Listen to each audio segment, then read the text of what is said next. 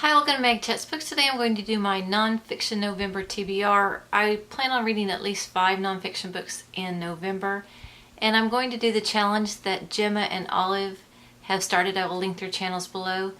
They gave us a challenge to read more nonfiction books, as well as 4 prompts which you can pretty much use to put into any book that is nonfiction. The 4 prompts that they gave were home, substance, love, and scholarship. So the 5 books that I plan on reading, the first 2 are fitting for home, and the first one is a reread for me. This is When Summer's in the Meadow by Nell Williams and Christine Breen.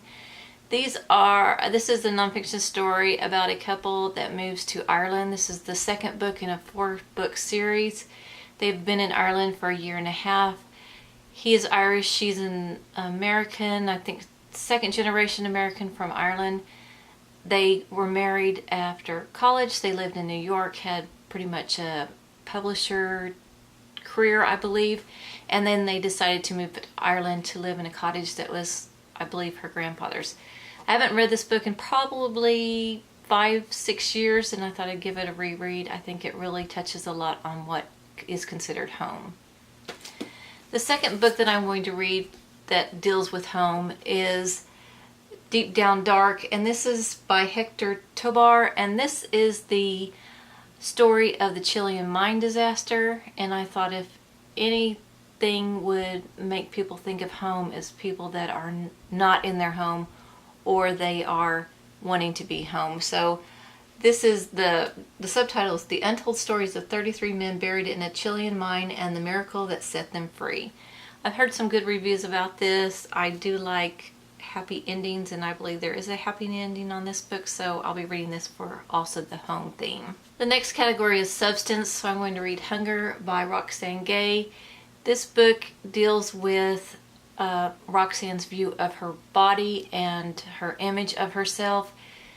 I believe many people have reviewed this book and have talked about it, but if you don't know, Roxane was gang raped when she was very, very young by a person that she knew and his friends.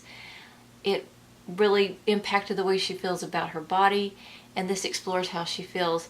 If you don't follow her on Twitter, you really should. She is very much honesty all the way. She says what she thinks. She's a very interesting, funny woman. If she's down, she tells you about it. If she's happy, she tells you about it.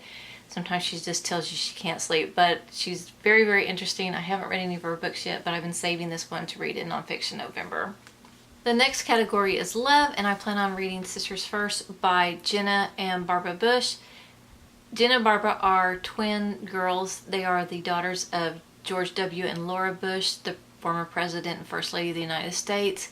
This is not a political book, thank goodness, but it is about their relationship as sisters.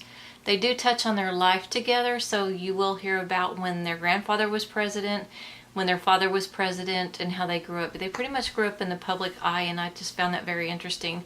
But I think they have always had a bond that held them together and kept them kind of sane in probably a very crazy type life living in the White House.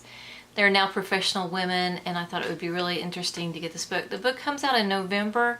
I am going to a talk that they are giving in Austin, and want to hear more about what they have to say, and then we'll get the book then. So I don't have the book yet, but I'll just show you a picture of it and know that I'm going to get it in November.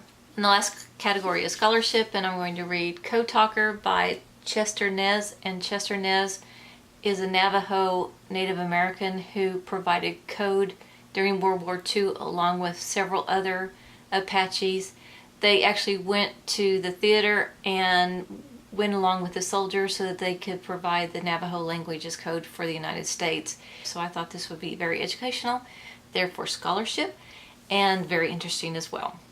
So those are my selections for Nonfiction November. If you're going to do Nonfiction November, please let me know. And if you've read any of these books, please let me know what you thought of them. I will talk to you later. Have a good November. Goodbye.